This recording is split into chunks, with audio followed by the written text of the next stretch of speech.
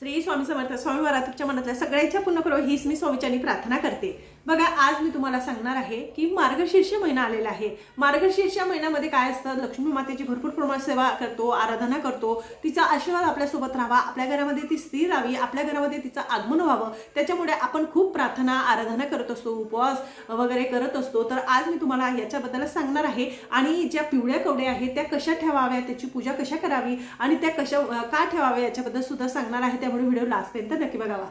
तर मी आज तुम्हाला सांगणार आहे, बघा आपल्या घरामध्ये जर आपण आता मार्गशीर्ष महिना आहे तर मार्गशीर्ष महिना हा 2 तारखेपासून चालू होतो। तर ह्या दिवसामध्ये आपल्याला आपल्या घरामध्ये पिवळी कवडी ठेवायची आहे। जे पिवळ्या कवड्या आहे त्या आपल्याला आपल्या देवघरामध्ये ठेवायचे आहे। आता त्या कवड्या का ठेवाव्या तर बघा कारण की नजरबाजा, नजर दोष असतो किंवा घरामध्ये वाईट शक्ती आपल्या घरामध्ये प्रवेश करत नाही। त्या कवड्या जर आपण त्या घरामध्ये ठेवल्या किंवा त्याचं तोरण आपल्या दरवाजाच्या बाहेर मेन डोरवर लावलं तर नजर दोष, नजर जो बाहेरची वाईट बाधा आहे, वाईट कोणाच्या मनामध्ये असेल तर त्याच ठिकाणी ते समाप्त होतं। त्यामुळे जे कवड्यांचं तोरण आहे ते सुद्धा आपण आपल्या दरवाजाला लावतो। आणि बघा जे तुळजाभवानी माता आहे तिच्या गळ्यामध्ये सुद्धा कवड्या असतात आणि कवड्या ह्या देवी मातेला अत्यंत प्रिय आहे, कारण की समुद्र मंथनातून देवी मातेची उत्पत्ती झालेली आहे आणि त्या ठिकाणून कवड्या सुद्धा आलेल्या आहेत। तर ज्या वस्तू समुद्र मंथनातून निर्माण झालेल्या आहेत किंवा समुद्रातून प्राप्त झालेल्या आहेत त्याच ठिकाणी म्हणजे त्या ज्या वस्तू आहेत त्या लक्ष्मी मातेला अत्यंत प्रिय आहेत आणि ह्या वस्तू जर आपण आपल्या घरामध्ये ठेवल्या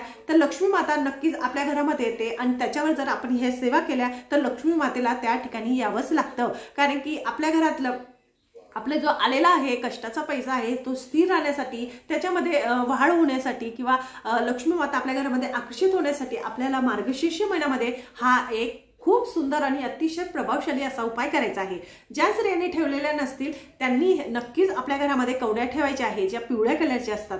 बघा आता पिवळ्या कवड्या कुठं मिळतील तर जिथं शॉपी आहे किंवा आयुर्वेदिकचं सामान मिळतं किंवा जिथं पूजेचं साहित्य मिळतं त्या ठिकाणी इझिली तुम्हाला पिवळ्या कवड्या मिळून जातील। आणि समजा पिवळ्या जर कवड्या नाही मिळाल्या तर काय करायचं, ज्या आपल्या पांढऱ्या कवड्या असतात तर पांढऱ्या कवड्या घ्यायच्या, 7 घेऊ शकतात तुम्ही, 5 घेऊ शकतात, 11 घेऊ शकतात, त्या आणायच्या, त्यांना हळद आणि हळद किंवा हळद केशर एकत्र मिक्स करायचं आणि त्यांना असं लावायचं आहे त्या कवड्यांना लावायचं आहे। आणि नंतर ना जर पिवळ्या कवड्या जर असतील तर त्यांच्यावर अभिषेक करायचा असतो। काय करायचं, कवड्या आणल्यानंतर आता मार्गशीर्ष महिना आहे, गुरुवार आहे, लक्ष्मी मातेचा दिवस आहे, लक्ष्मी प्राप्तीकर्ता आणि अतिशय प्रभावशाली असा उपाय आहे।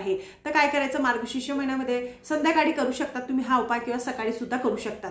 बघा याचा जेवढी आपण याच्यावर सेवा करणार तेवढं जास्त प्रमाणात आपल्याला याची म्हणजे फलस्तुती प्राप्त होते। तर काय करायचं आहे, कवड्या आणायच्या बाजारातून, त्यांना स्वच्छ धुवायचं आहे। स्वच्छ कसं धुवायचं तर तुम्ही हे घ्यायचं, दूध घ्यायचं, गाईचं दूध घ्यायचं आहे, त्या कवड्यांना स्वच्छ धुवून टाकायचं आहे। नंतर ना स्वच्छ धुतल्यानंतर त्यांना स्वच्छ पुसून टाकायचं। पुसल्यानंतर जर पिवळ्या असतील तर काही हरकत नाही आहे, जर पांढऱ्या असतील तर काय करायचं, थोडं हळद, एक केशर घ्यायची, त्यांना चांगलं पिवळ्या करून टाकायच्या। पिवळ्या झाल्यानंतर त्यांना एक डिशमध्ये ठेवायचे आहे। डिशमध्ये ठेवल्यानंतर ज्या वेळेस आपण लक्ष्मी मातेची पूजा करतो त्यांची पोथी वाचतो त्या ठिकाणी त्यांना ठेवायचं आहे। तिथं त्यांना हळदी कुंकू अक्षता व्हायचं आहे, धूप दीप लावायचं आहे आणि नंतर ना त्याच्यावर सेवा करायची आहे। आता सेवा करताना काय करायचं, एक उजव्या हातामध्ये त्या कवड्या घ्यायच्या आहे। उजव्या हातामध्ये घेतल्यानंतर मूठ बंद करायची, कवड्या घेताना नंतर मूठ बंद करायची आणि त्याच्यावर सेवा करायची। बघा ही सेवा ज्या ठिकाणी होते त्या ठिकाणी लक्ष्मी मातेला यावंच लागतं, त्यामुळे ही सेवा ह्या कवड्यांवर करायची आहे, कारण की त्या आपल्याला प्रभावशाली करायच्या आहे आणि त्याचं जेवढं तुम्ही सेवा करणार तेवढं फळ तुम्हाला चांगल्या प्रकारे प्राप्त होणार। आता याच्यासाठी सेवा तुम्हाला सांगणार आहे, सेवा काय काय करावी। त्याच्यासाठी काय करायचं, कुठलीही सेवा करताना आपल्याला आपल्या गुरूंची आज्ञा घ्यावी लागते, म्हणजे गुरूंची सेवा करावी लागते। त्याच्यासाठी काय करायचं, आपले जे तुमचे कुठलेही पण गुरु असो, स्वामी समर्थ महाराज किंवा स्वामी समर्थ महाराज आहे किंवा साईबाबा आहे किंवा कुठले पण तुमचे जे गुरु असतील त्यांचं अगोदर नाव घ्यायचं, 11 वेळेस, 21 वेळेस, 108 वेळेस त्यांचं नाव घ्यायचं। उजव्या हातामध्ये ते कवड्या घ्यायच्या आणि नंतर ना काय करायचं, 16 वेळेस तुम्हाला श्री सुक्त म्हणायचं आहे। आता 16 वेळेस जर तुम्हाला म्हणणं शक्य नसेल तर तुम्ही 1 वेळेस आवर्जून म्हणायचंच आहे, कारण की ही सेवा केल्याने लक्ष्मी माता आपल्या घरामध्ये येतेच।